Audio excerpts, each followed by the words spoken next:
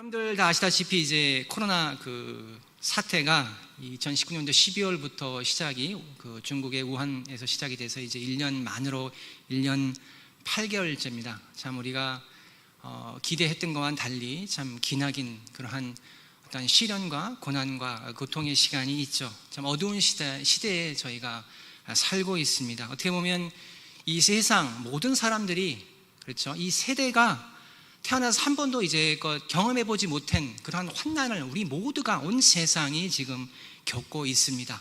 제가 오늘 이제 신문을 보니까 2억이 넘는 사람이 확진이 되었고, 그리고 438만이라는 사망자가 전 세계에 나왔습니다. 그리고 한국도 2,000명이 넘는 사람들이 죽었죠. 오늘도 신규 확진자가 1,800명이 넘었고요. 신문을 8월 11일자 신문을 보니까 네이버 뉴스에 이제 전 세계의 그 부모를 잃은 한 부모를 잃은 그러한 고아 자녀들이 장마치 100만 명, 113만 명이 된다. 이렇게 이제 신문에 이야기를 하고 있더라고요. 나아지지 않는 상황 속에서 얼마나 어느 때까지 우리가 이 고난과 고통을 겪으면서 살아야 하는지 우리는 아무도 장담할 수 없습니다. 하나님께 기도를 하지만 우리가 이 하나님께서 왜 이것을 허락하셨는가, 이 고난과 악을 왜 허락하시고 어느 때까지니까 그러한 기도를 드리고 있는 많은 분들이 계실 수도 있겠죠. 직장을 잃고 또 아버지와 사랑하는 자녀와 또 어머니를 잃고 또 아내를 잃었던 그러한 사람들의 속마음들을 여러분들 이해할 수 있겠어요? 일주일 전까지만 해도 멀쩡했는데 갑자기 기침을 하고 숨을 못 쉬더니 고립이 되고, 그런 다음에 나중에 만나지 못한 이후에 연락이 오니까 죽었다. 한 줌의 죄로 돌아온 그 모습을 보면서 장례식에서 울부짖는 그러한 세상에 있는 많은 사람들의 그 아픔을 여러분들은 이해하고 계십니까? 어느 때까지니까 그 긴 기다림, 회복과 치유의 기도를 하고 있지만 아직까지 들어주시지 않은 그 기도, 여러분들 성경에도 보면 성경에 많은 인물이 있지만 오늘은 특별히 제가 짧은 설교 속에서 잠시나마 그 창세기에 있는 인물들을 몇 명들을 삶을 되돌아보려 하는데요. 그들의 삶을 보면 창세기만 아니래도 구약, 신약을 통틀어서 그 장소와 살았던 그 시대와 시간은 달랐지만, 장소는 달랐지만 다 고난과 아픔을 겪으면서 살았던 그러한 여러 인물들이 있었죠. 예를 들어서 아브라함은 하나님께서 창세기 12장에서 그 부르심을 받고 나아가면서, 그렇지만 하나님께서 그 약속하신 그 자녀, 그 후사, 그 아들을 왜 그렇게 오랫동안 기다려야 했는지를 알지를 못했죠. 10년이 지난 이후에 기다리다가 결국은 이제 아내의 말을 듣고, 여러분 다 아시다시피 하갈과 잠자리를 하고 이스마엘을 낳죠. 그렇죠. 86세 때. 그런 다음에 하나님의 그 긴 기다림이 하나님 앞에서 또 13년간이라는 그러한 긴 기다림 속에서 결국은 하나님께서 약속하신 그 후사 이삭을 받습니다. 그러나 어떻게 보면 그 기쁨도 오래가지를 못했죠. 아버지로서, 부모로서 한번 생각을 해보세요. 하나님께서 하루는 불러서 여호와께 이르시되 내 아들, 내 사랑하는 독자 이삭을 데리고 모리아 땅으로 가서 내가 너에게 일러준 한 산 거기서 그를 번제로 드리라. 그렇게 하나님께서 말씀을 하세요. 그 아브라함의 마음은 어땠을까요? 이삭을 데리고 가면서 묵묵히 하나님의 뜻에 순종하면서 그 마음 깊숙한 곳에, 한 구석에는 어떠한 마음과 어떠한 생각이 들었을까요? 성경 한 250년 정도 지나서 또한 그 요셉이라는 아주 유명한 그러한 인물이, 사람이 등장을 하게 됩니다. 여러분 다 아시다시피 13년간이라는 그러한 긴 세월의 기다림이 또한 있었죠. 그러나 그 긴 기다림 속에서 정작 요셉은, 우리는 알았지만 요셉은 정작 그 긴 기다림, 왜 그렇게 하나님께서 그것을 허락하셨는지 요셉은 그것을 이해하지를 못했어요. 또 모세는 어땠을까요? 모세는 알았죠.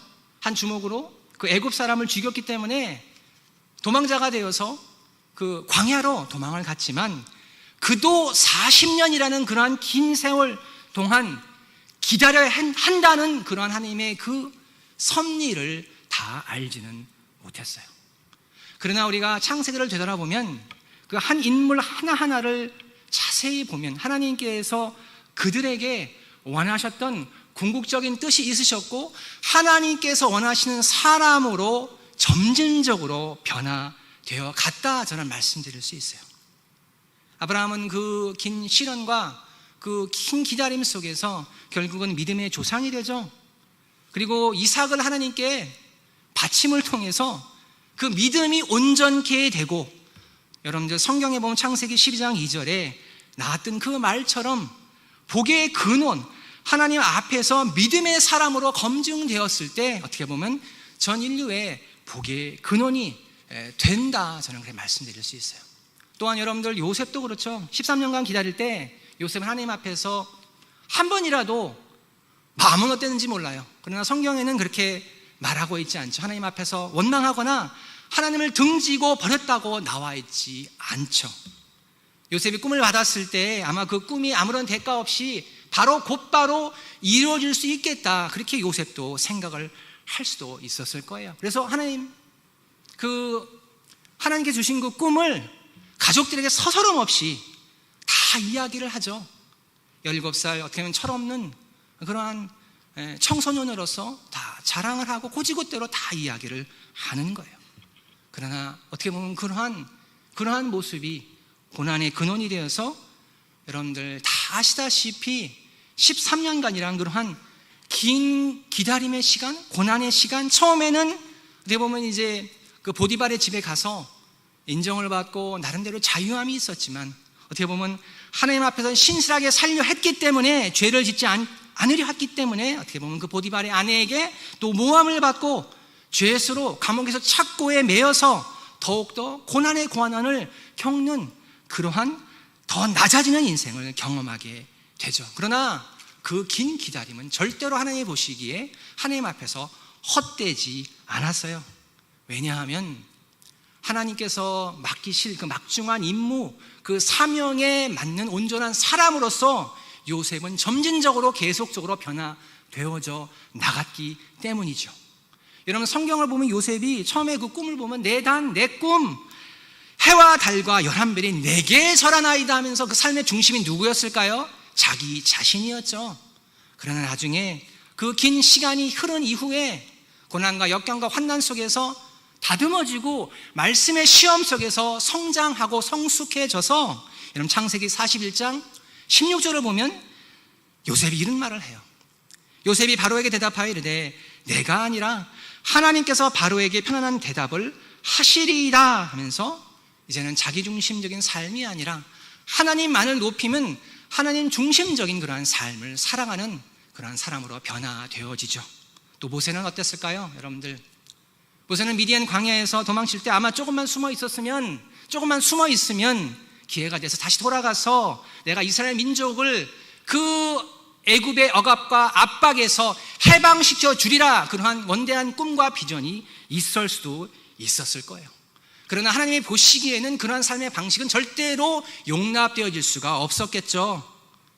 자신의 혈기를 믿고 자신의 주먹을 믿고 자급자족하던 그러한 삶이 어떻게 보면 충동적인, 혈기만 넘친 그러한 40세였지만 아직도 청년의 그러한 모습이 남아있던 그러한 모세에게 40년이라는 그 긴 시간은 하나님이 지우개로 그 삶에 있던 모난 모습들, 잘못된 모습들, 하나님이 보시기에 원치 않은 그러한 모든 내면의 그러한 비성숙함들을 하나둘씩 지워가기 시작을 하시는 거예요.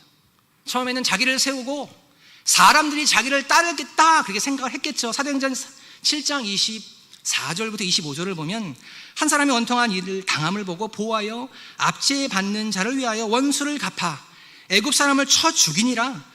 그는 그의 형제들이 하나님께서 자기의 손을 통하여 구원해 주시는 것을 깨달으리라 생각하였으나 그들이 깨닫지 못하였더라.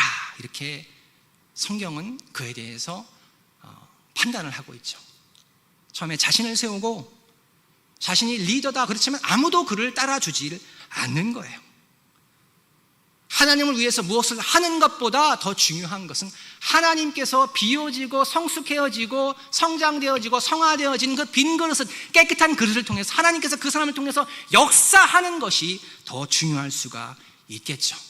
그래서 요셉이 아니라 모세는 40년이라는 그 긴 세월이 흐른 이후에 완전히 사람이 바뀌죠. 여러분들 아시다시피 민수기 12장 3절을 보면 이 사람 모세는 온유함이 지면의 모든 사람보다 더하더라, 이렇게 성경에서는 그 사람에 대해서 해석을 하고 있습니다. 여러분들, 그래서 성경을 보면 다 각자의 인물들은 환경과 상황은 달랐지만 하나님께서 그 긴 고난, 그 고난의 터널을 통해서, 어두움의 그 길을 통해서, 어둠의 밤을 통해서 하나님께서 각자에게 특별한 계획을 온전히 이루어 나가셨던 거예요. 자, 그렇다면 저와 여러분의 삶은 어떤가요? 여러분의 삶을 저는 다 알지도 못하고 이해할 수가 없어요. 여러분들, 이러한 코로나 상황 속에서도 하나님은 주권적으로 우리의 삶을 전적으로 통치하고 계시고 삶에 우연은 없고 저와 여러분을 향한 놀랍고 아름다운 계획이 있다는 것을 믿고 또 신뢰하고 계십니까? 언제 끝날지 모르는 그러한 고통과 환난과 고난 속에서, 고통 속에서, 악을 통해서도 그 속에서도 그러함에도 불구하고 그것을 믿고 신뢰할 수 있겠어요? 제가 아는 분은 오늘 전화를 받았는데 믿음을 잃어버렸더라고요. 외국분인데 제가 암만 얘기를 해도 그것이 통하지를 않더라고요. 구원받았어요. 그러나 믿음은 잃어버리고 신앙은 잃어버리고 교회를 등지고 예배를 드리지 않고 그러한 외국분이 있더라고요. 여러분들, 어떤 분은 대전에 태어나신 분도 계시고, 대전 토박이라고 그러죠. 그렇죠. 또 어떤 분은 남편의 직장을 위해서 또 다른 타지에 있다가 서울에 있다가 또 부산에 있다가 일로 이주하신 분도 계실 거예요. 또 저는 고등학교 1학년 때 한국에 살다가 고등학교 1학년 때 부모님 따라서 캐나다로 이민을 갔다가 30대 중반에 결혼하기 위해서 한국으로 나왔어요. 삶의 환경과 상황은 다 다르죠. 그러나 우리가 어디에 살았든 간에, 나이가 많던 적던 간에 우리 모두는 여러분들 삶을 깊숙이, 말은 안 하죠. 겉으로는 웃고 있죠. 그러나 삶의 깊숙이 내면을 들여다보면 여러분 자신은 알아요. 말 못할 문제가 있고, 멍해가 있고, 곤고가 있고, 계속적으로 오는 그러한 고난과 환난이 있다는 것을 알아요. 그래서 우리는 하나님께 배운 듯이 말씀 따라 우리가 하나님 앞에서 성경에 있는 대로 그 문제를 하나님 앞에서 그 짐을, 그 멍에를 가지고 하나님께 간절히 예수님의 이름으로 기도할 때가 많이 있지요. 그렇죠? 그런데 그 문제, 저 문제를 해결해달라고 그렇게 기도하고 하나님 앞에서 울부짖고 때를 쓰는데도 그 문제가 나아지기는커녕 더 안 좋아지고 더 악화되어 간다면 여러분들은 어떻게 하나님을 믿고 살아갈 수가 있을까요? 믿음의 시험일 수 있겠죠. 믿음의 시련일 수 있겠죠. 여러분들, 저도 이제 제 자녀가 이제 중학교 들어가서 차츰 그 압박감이 오더라고요. 그렇죠. 입시, 고등학교, 또 대학교, 또 그 다음에 나오면 취업, 결혼. 여러분들, 자녀가 40이 가까이 되어 가는데 나이 제한이 있는데 그렇게 학수고대하고 시험 준비를 하고 또 인터뷰를 보고 이력서를 내는데 또 낙방, 또 불합격, 더욱더 초조해지겠죠. 그런데 코로나 상황은 더욱더 이 모든 것을 악화시키고 있는 거예요. 그럴 때 여러분들 어떻게 할까요? 왜 하나님께서 이 모든 고난과 환난과 악을 저와 여러분의 삶에 허락하셨을까요? 하나님을 믿는 것이, 기다리는 것이 그와 과연 가치 있는 일일까? 꼭 그걸 해야 돼? 그러한 의심 속에서, 회의 속에서 자신에게도 자문할 수 있는 거예요. 왜 하나님께서 우리의 삶에 우리가 구하는 것은 주시지 않고 마냥 기다리게 하시고 또 거기에서 고난과 환난과 고통과 슬픔과 낙심과 환멸과 우울을 허락하시고 계신가요? 여러분, J.I. 패커란 그러한 개혁주의 신학자 돌아가셨는데요. 개혁주의 신학자 그분이 이제 고난에 대해서 한마디로 정의를 하기를 이렇게 말씀하셨어요. 내가 원하는 것을 받지 못하면서 내가 원치 않는 것을 받을 때 그것이 고난이다, 고통이다, 그렇게 말씀을 하셨어요. 여러분들 오늘 짧은 시간 동안 오늘 같이 우리 읽은 이 말씀을 통해서 고난에 대해서 모든 해답은 다 찾을 수는 없지만 그러함에도 불구하고 오늘 말씀을 통해서 우리의 삶에 허락하신 고난에 대해서 그 답을 같이 찾을 수 있기를 바랍니다. 자, 로마서 8장 30절을 보면 먼저 성경 말씀에 사도 바울을 통해서 이러한 말씀이 있습니다. 또 미리 정하신 그들을 또한 부르시고 부르신 그들을 또한 의롭다 하시고 의롭다 하신 그들을 또한 영화롭게 하셨느니라, 이런 말씀이 나와 있어요. 여러분들 이 말씀은 너무나 유명한 말씀이시죠. 또 다 알고 계신 말씀이라 저는 믿고 있습니다. 예수님께서 십자가에서 우리를 위해 돌아가실 때 그 십자가 공로를 통해서 우리가 예수님 영접하고 회개하고 믿음으로 예수님을 우리의 주님으로 구세주로 받아들일 때 하나님 앞에서 우리는 그 예수님의 그 거룩하심이 우리의 삶에 우리에게 더 입혀지겠죠. 그렇죠. 그래서 하나님 앞에서 우리는 의롭다 여김을 받고 살아갈 수 있는. 그래서 성경에 보면 많은 사도 바울의 편지가 성도라 그렇게 이제 말을 하고 있죠. 그렇죠. 그러나 현실은 우리의 삶의 제3도 그렇고 여러분의 삶도 그렇고 현실은 하나님이 보시기에 예수님처럼 완벽하게 죄를 짓지 않고 거룩하게 살아가는 것과는 어떻게 보면 많은 거리가 있을 수 있겠죠. 그렇죠. 우리 하나님은 우리를 사랑하시기 때문에 우리를 있는 그대로 사랑하십니다. 그러나 하나님은 우리를 또한 사랑하시기 때문에 우리가 더욱더 예수님을 삶에서 닮아가시기를 학수고대 하고 계신 거예요. 그래서 여러분들 29절을 보면 하나님이 미리 아신 자들을 또한 그 아들의 형상을 본받게 하기 위하여 미리 정하셨으니 이는 그로 많은 형제 중에서 맏아들이 되게 하려 하심이니라, 이런 말씀이 나와 있어요.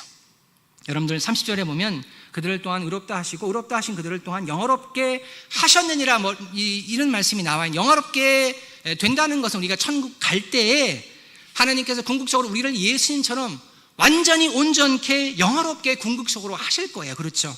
그 영광에 참여하는 시간이 반드시 우리에게 있을 거예요. 우리에게 완전히 회복되는 그러한 시간이 있죠. 그러나 우리가 이 땅에 살아가는 그 시간 동안에는, 그 한시적이고 제한적인 그 시간 동안에는 하나님께서 또한 영화롭게 하시기 전에 또 하시는 그 과정이 있죠. 예수님을 닮게 하시는 과정. 오늘 성경에 말씀이 나와 있지만 정확히 성화라는 단어는 나와 있지 않죠. 그렇죠. 성화의 과정이 정확히 있는 거예요. 우리를 의롭다 여기시지만 또한 예수님처럼 우리를 거룩하게 온전하게 흠이 없게 이제는 실제적으로 만들어 가시는 그러한 삶의 과정이 있는 거예요. 죄로부터 거별되어져서 거룩해지는 것, 그래서 궁극적으로 하나님께 예수님처럼 귀하게 아름답게 쓰임받는 삶을 살아갈 수 있게끔 하나님은 오늘도 계속적으로 일을 하고 계시죠. 그 성화의 과정.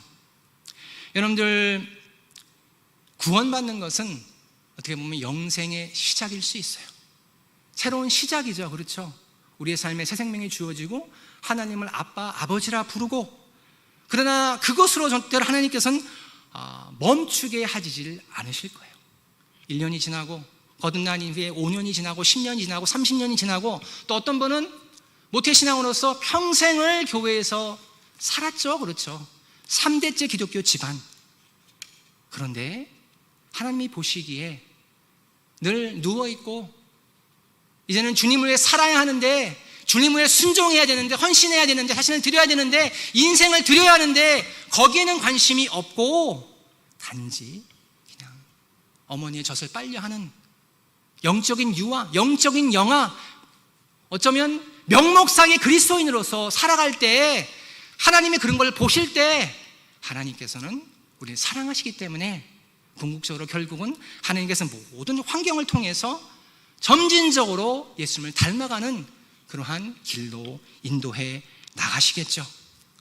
여러분들 많은 경우 교회에 나오면 많은 것들을 배울 수 있어요. 저도 많은 것들을 배웠죠. 또 많은 것들을 배워야 가르칠 수 있기 때문에 많은 것들을 읽고 외우고 그럴 때가 많이 있어요. 그러나 중요한 것은 얼마나 아는 것보다 더 중요한 것은 우리가 어떠한 사람이 되어가는가가 더 훨씬 중요할 수도 있는 거예요. 바리새인들은 많은 것들을 알았어요. 그러나 삶으로 살지를 않았어요. 겉으로는 거룩한 종교인이었지만 내면은 외식과 위선으로 넘쳐났던 그러한 종교인이었죠.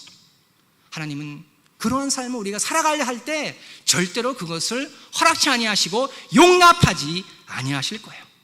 그래서 때가 되면 어쩌면 우리가 구원받는 그때서부터 하나님께서 신의 성품에 참여하게끔 계속적으로 역사하시고 일하고 계실 거예요. 성경에도 보면 여러분들 이런 말씀이 나와 있어요.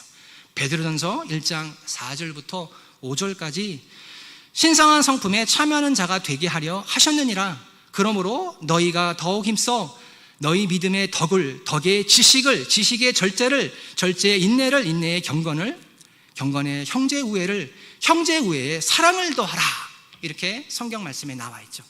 사랑이 궁극적으로 가장 마지막에 있고 또 믿음, 그 다음에 뭐가 있을까요? 덕, 그리고 지식이 있는 거예요.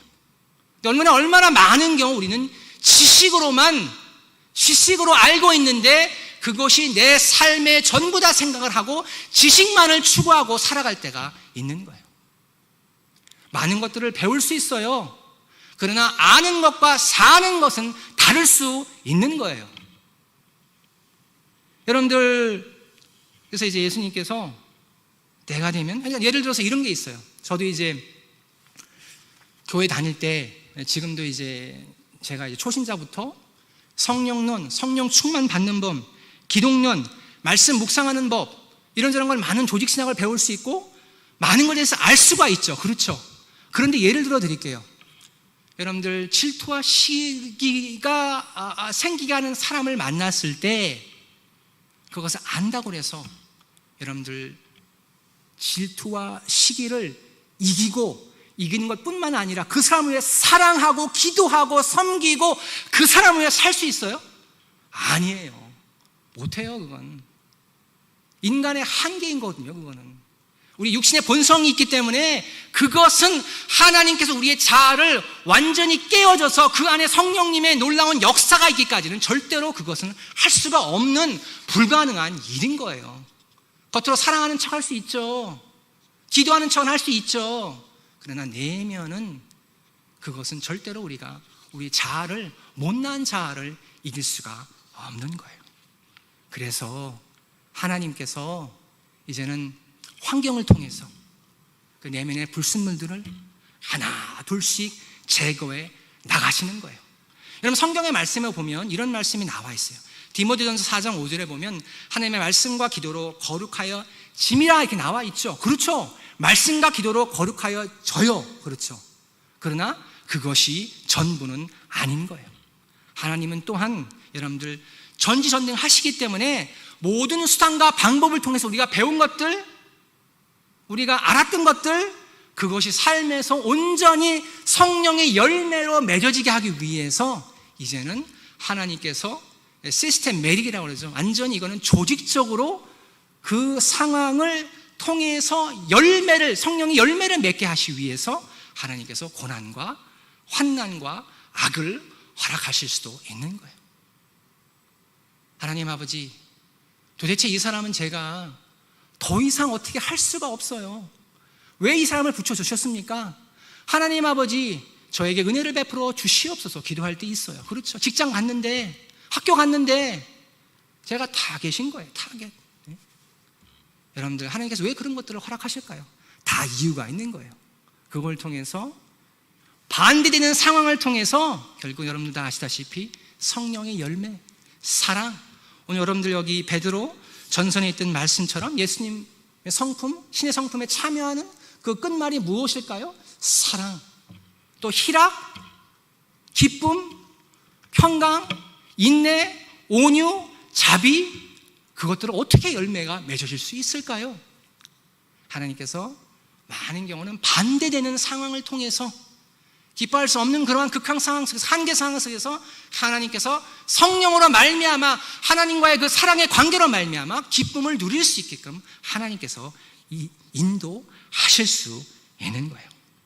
그래서 성경은 말을 하고 있는 거예요. 로마서 8장 28절. 우리가 알거니와 하나님은 사랑하는 자 곧 그의 뜻대로 부르심을 입은 자들에게는 모든 것이 합력하여 선을 이루느니라. 이렇게 성경은 말을 하고 있는 거예요. 그것이 생각하는 우리의 선과는 다를 수가 있겠죠. 모든 것을 합력한다는 것은 삶의 모든 사건, 궁극적으로 부정적인 것들도 있고 우리의 죄와 허물도 하나님께서 사용하시고 타인들의 죄와 허물까지도 세상에 내 주위에 일어나는 모든 것을 통해서 하나님께서 궁극적으로 가장 좋은 선을 만들어 가시고 이끌어 가시는 거죠. 하나님께서 여러분의 삶에서 전능하게 역사하지 않으시면 우리는 절대로 변화되어질 수 없는 거예요. 내면의 변성, 오직 하나님의 은혜로 변화되어질 수 있겠죠. 여러분들 많은 기도를 여러분 하고 계시죠? 그렇죠? 고난과 환난이 있을 때 우리는 기도를 해요. 저도 기도를 해요. 왜 하나님께서 기도를 안 들어주실까요? 여러분들 제 딸도 있는데 다 들어주니까 이제는 그것이 다 권리로 생각을 하더라고요. 막무가내예요. 좋든 안 좋든 무조건 떼쓰고 보는 거예요. 내 뜻이 훨씬 내가 내 딸을 사랑하기 때문에 딸이 자기 자신을 사랑하는 것보다 내가 더 지혜롭게 사랑할 수 있는데 그거를 이해하지 못하고는 계속 떼쓰고 들어눕고 난리치는 거예요. 우리의 신앙생활도 그럴 때가 얼마나 많이 있어요. 처음에 우리가 초신자일 때는 하나님께서 우리의 믿음이 성장케 하기 위해서 여러분들 기적적으로 응답해 주시고, 와, 이거는 진짜 저도 그런 적이 몇 번이 있었어요. 그러니까 하나님은 살아계시고 나와 함께 하시고 나를 위해 죽으셨다는 그런 믿음이 확 생기다 얼마나 감사해요. 그러나 때가 되면 그냥 영적 유아, 영적 어린아이로 멈추게 하시지 않고 이제는 자기중심성, 아버지를 막 흔들려 하고 설득하려 하고 내 마음대로 하려는 그러한 영적 유아의 상태에서 이제는 하나님의 뜻을 구하고 묻고 하나님의 뜻을 위해 자신의 뜻을 버릴 줄 아는, 왜냐하면 하나님의 뜻이 늘 최선이고 최상이니까 또 하나님의 뜻을 우리가 이룰 때, 순종할 때, 구할 때 하나님께 가장 큰 기쁨을 가져다 줄 수 있기 때문에 하나님께서 기도를 안 들어주실 때가 있는 거예요. 또한 예수님의 인품을 닮게 하시겠죠? 그렇죠? 여러분들 로마서 5장 4절부터 5절까지 보면 또한 이런 말씀이 나와 있어요.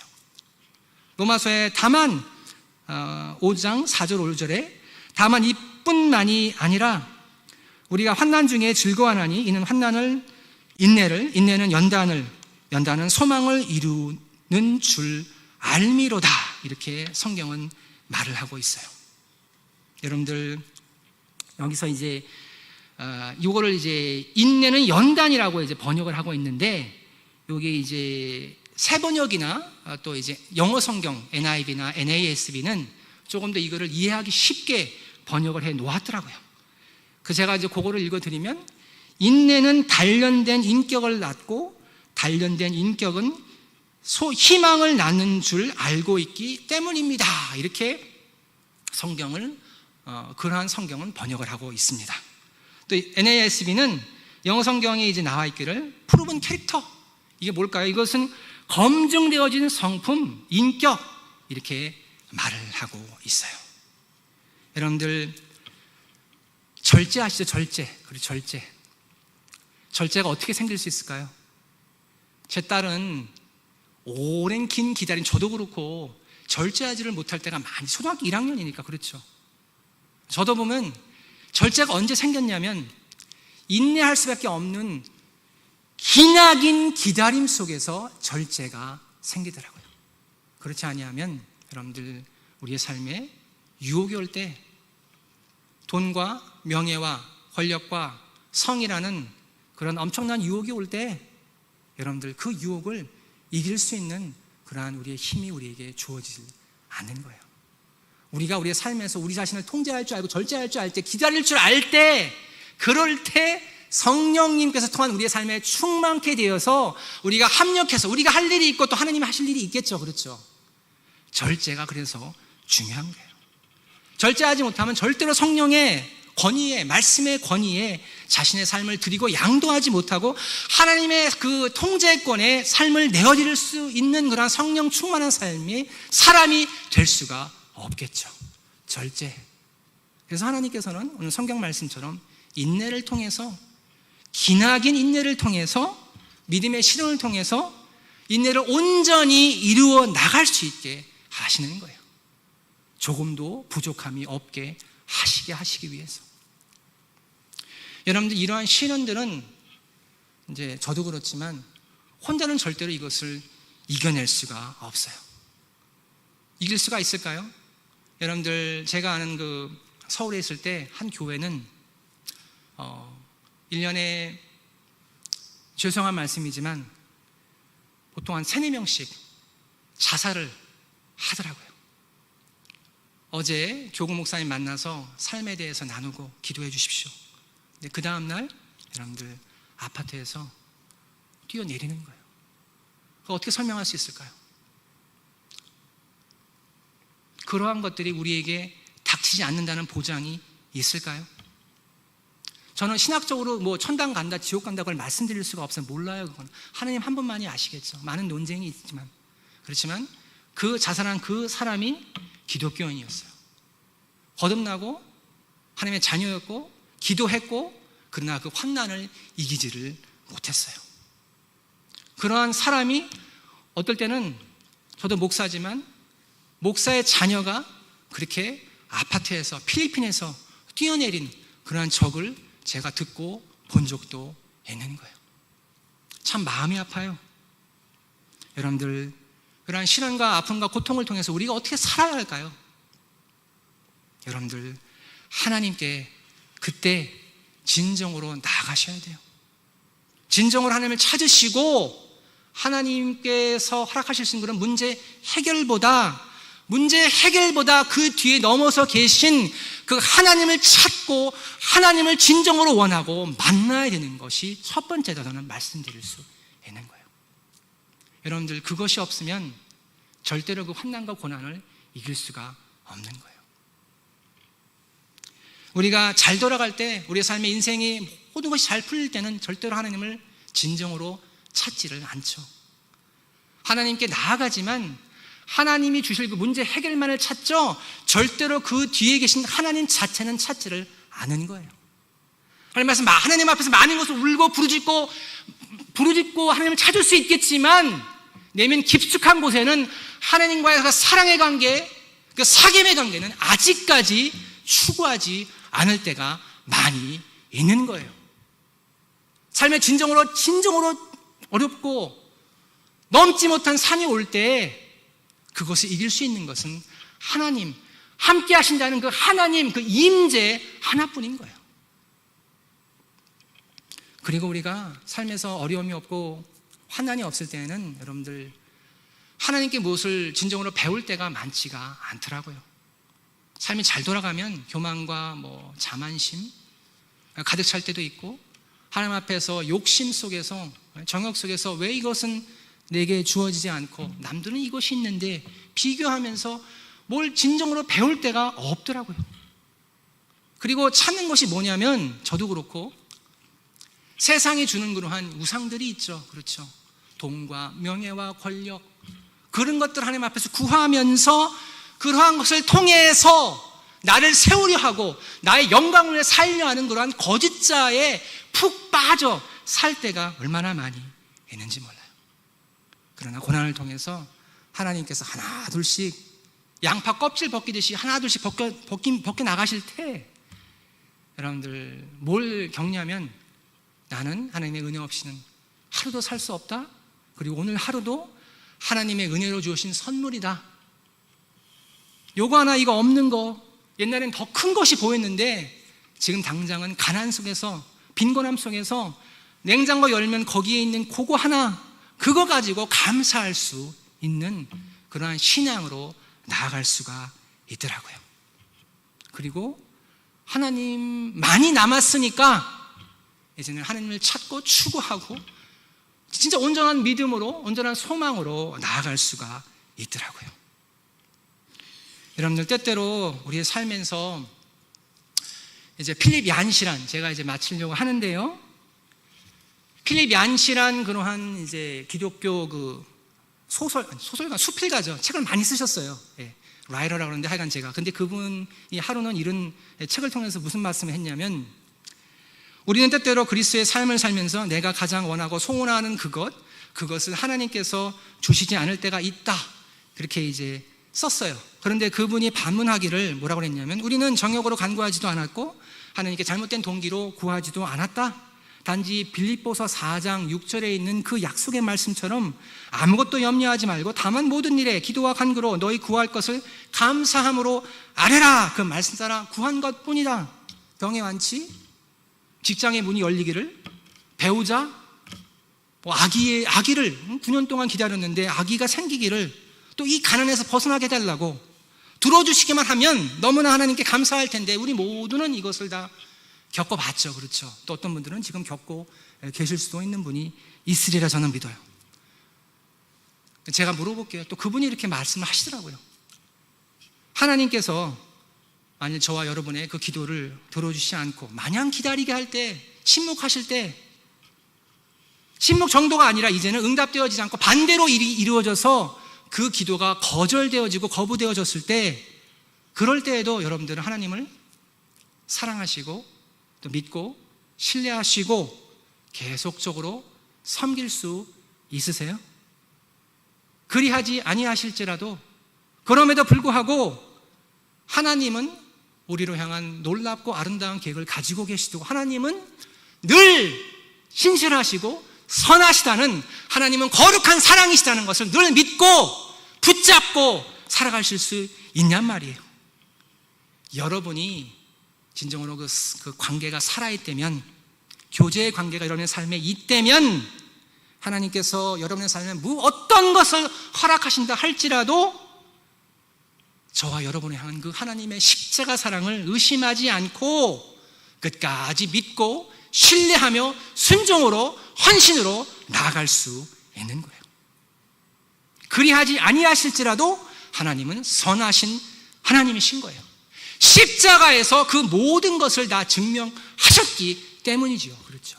거룩한 사랑, 십자가 사랑. 여러분들 20세기 초죠. 전 세계적으로 아주 유명하셨던 이제 빌리그람 목사님 여러분 아시죠? 그렇죠. 1973년도에 또 한국에 오셔서 여의도에서 이제 그 집회를 하셨는데 그때 100만 성도가 모여서 같이 그때 예수님을 믿고 회심했던 그러한 분들이 얼마나 많이 있었는지 몰라요. 그러나 그분도 20세기 초에 자기가 신학교 들어갔을 때 20살 좀 아마 전후인가 그래서 신학교 들어갔을 때 신학교에서 이제 어떤 자매를 만나서 그 자매를 너무 사랑하고 서로 사랑하면서 서로 결혼을 사귀며 준비했던 그러한 자매가 있었다 하더라고요. 근데 하루는 그 자매가, 사랑하던 자매가 그 신학교에서 더 명성과 인기가 있었던 그러한 신학교 선배에게 자신을 버리고 갔다 하더라고요. 실현당한 거죠. 그렇죠. 얼마나 마음이 아팠겠어요.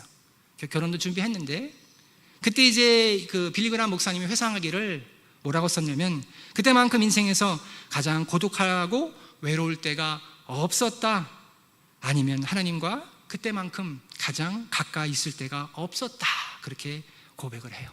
그리고 그때 심령이 가난해졌을 때 상한 심령 속에서 깨어진 그 자아 속에서 이제는 자신의 뜻을 추구하고 그러다가 깨어짐 속에서 그 하나님의 사랑의 음성을 듣게 되는 거예요. 그 소명, 그 사명, 그 거룩한 부르심, 전도자의 부르심. 그때 빌리그람 목사님은 제가 여기 있나이다. 저를 써 주소서. 그렇게 응답하며 하나님께 전 인생을, 삶을 드리는 그런 아름다운 역사가 있었다 저는 말씀드릴 수 있어요. 자, 그렇다면 여러분의 삶에 고난이 있습니까?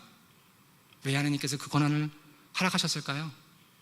우리의 삶의 고난, 끝이 없는 고난은 없어요.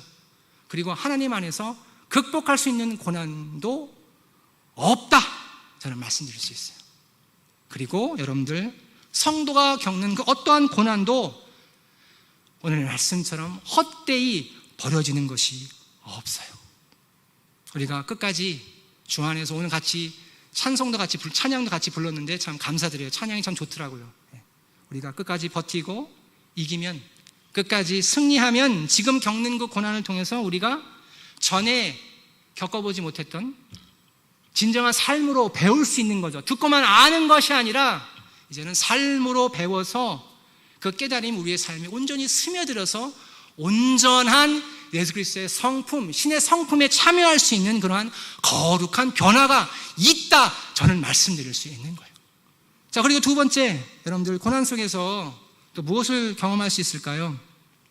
우리 마음속에 부어주시는 성령으로 말미암아 부어주신 그 하나님의 그 사랑의 위로를 여러분들 경험할 수 있는 거예요. 그래서 여러분들 하나님의 음성을 들을 수 있고 임재 안에 살아가면서 세상은 환난과 고난과 절망을 말하고 있지만, 내 자아도 내 마음의 소리도 그런 것들을 말하고 있지만, 그러함에도 불구하고 하나님께서 내 자아에게 속삭여 주시는 그 사랑의 음성과 임재, 평안과 기쁨과 안식과 위로와 기대감과 확신을 경험할 수 있는 그러한 놀라운 사랑의 관계로, 더 깊은 사귐의 관계로 하나님은 인도하고 계시는 거예요.